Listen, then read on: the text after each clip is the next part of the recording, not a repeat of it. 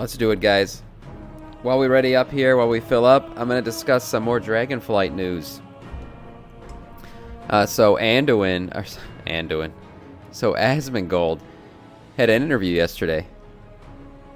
Yeah, Asmongold, resident enemy #1 with Blizzard, had an interview with Ian yesterday. Very interesting. A lot of cool stuff came out of it. Honestly, the ending of that interview had me cracking up. I'll discuss it real quick. So let's chat. Let's talk about the interview Asmongold and Ian Hazzikostas had yesterday, and what came of it. What kind of news came out of it? I like to think of it as waiting outside of a Home Depot. Wow. Yeah, that's how it is waiting for my viewer raids. So yesterday, I watched this interview live. Don't know if you guys did, but some neat little facts about Dragonflight came out about it.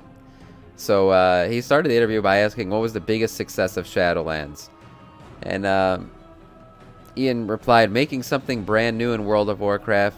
They've mined out a lot of the lore and the settings from Warcraft 3 and onwards. One of the biggest questions of each expansion is what space is left." Ian's reply was the lessons learned of always asking themselves, how fun is this going to be to play multiple times? That probably goes back to Torghast. In the beginning it just wasn't fun to continue to play, so I think they realized like replayability is very important. Sam, assist please when you are ready. No problem.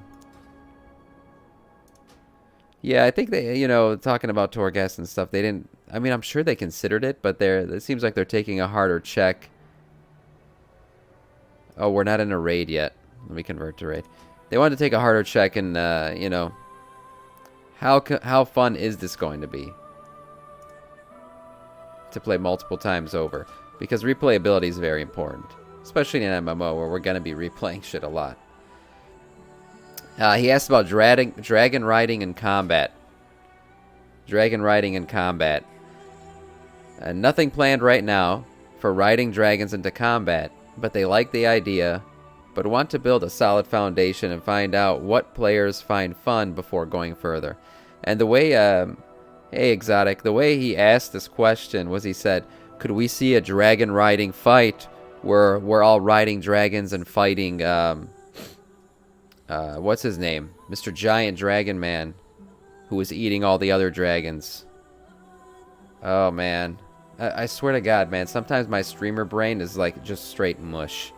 Galakrond, that's his name. I remembered. Galakrond. So he talked about, oh, what if we're all riding our dragons and fighting Galakrond? And he liked the idea, but he said, it's not necessarily planned yet, but that's something that we could do in the future, and it's something they could look into. Battlegrounds and Warmode came up. He said long term it's something they want to do regarding new battlegrounds, more Warmode content. Current focus is gearing and PvP and rated solo shuffle. Often with Warmode, the best stuff is the organic stuff. I agree. I mean, I do want to see more Warmode, maybe more Warmode related achievements, because I would like to on this stream do full-on raids of the opposite faction, right? Like get a group of 40 together, maybe double 40 raids, and we go raid the other faction. I think that'd be fun, and I think there should be some like more achievement incentives and things around World PvP. I think World PvP is something that's a lot of fun. It's like it creates a lot of cool moments in the game. And if Blizzard servers could actually handle more World PvP, that'd be great too. But in general, I'm a big fan of World PvP. When I started playing this game, that was what I imagined the game would be. I was like, oh yeah, I'm going to hit cap level. I'm going to go raid the other faction with big giant armies on our horses. That was something that I always got excited about. And it was something I participated in often early on in Classic WoW and stuff. I mean, by Classic, I mean when it was vanilla WoW and it was live WoW. So I would like to see more to do with that. Yes, join the Discord. It is below the stream. Evane's already in there. Some of the raiders are in there, ready to go. We're downing Anduin today on Heroic, for sure. Exotic, by the way, if you're in queue, let me know. Continuing on, items from previous raid tiers. He asked about like having raid tiers become relevant in the next raid tier, or raid items. He said when it comes to some outliers like Sylvanas' daggers, they have negative feedback on it, especially if they miss the raid tier. It can be frustrating for people, but generally they're okay with a couple items spanning a tier. Yeah, so if there's that like epic item, I kind of agree with this.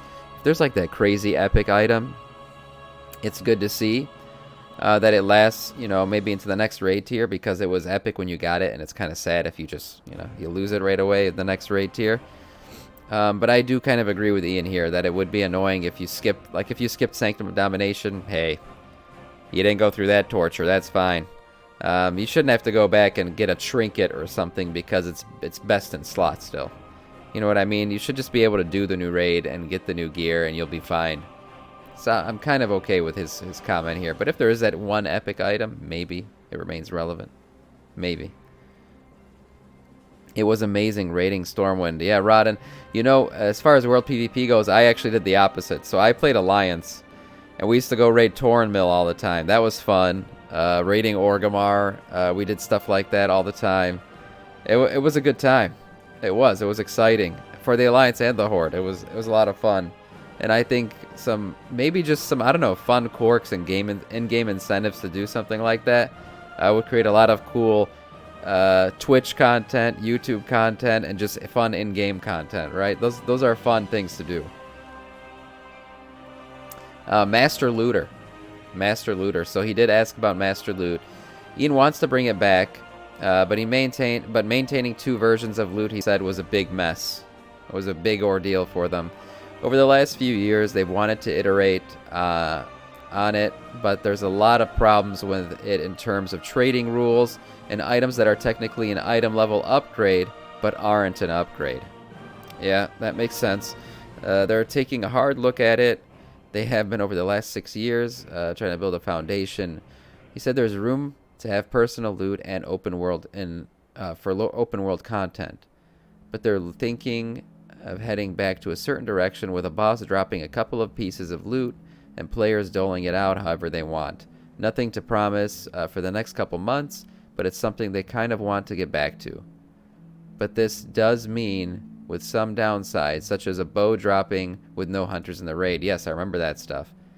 You'd get like the best in slot, warrior weapon. There's no warrior around, or warrior shield like for tanking, and there's nobody who's going to use it around. That kind of stuff does happen. So be careful what you ask for. I personally, I'm not a big guild raider, right? I pug raid. You guys know that. That's what we do here on this stream. And so personal, this whole loot dole out system and personal loot, it doesn't matter. Master loot doesn't matter to me as much. But hey, if those guilds want it, I guess they can have it.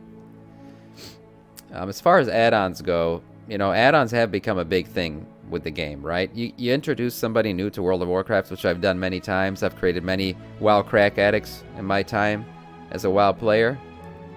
Tachanda. I got you. Yeah. I'm just rereading that comment. I've created a lot of WoW crack addicts in my time. And one hard thing about it is add-ons, right? You introduce a new player to WoW, and then you got to introduce them to add-ons because it's very necessary if they want to play the game at any kind of somewhat competitive level, right? You got to have the add-ons. So getting that set is important, and the importance of it kind of takes away from the game a little bit. You're playing a game and it's not just ready to play when you open the box or when you download it these days. So they touched on that in the interview. He said they're tuning raid encounters with 2 goals in mind: fun and the appropriate difficulty for where it is in the raid.